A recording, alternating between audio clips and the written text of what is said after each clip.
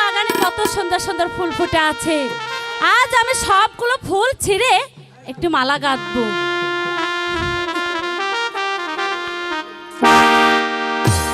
এই কে তুমি?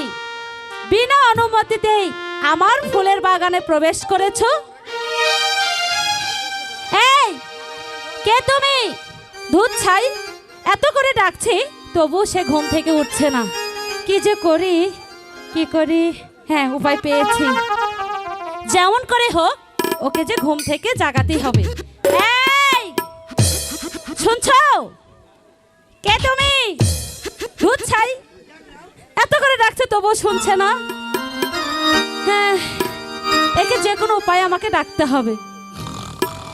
কে গো তুমি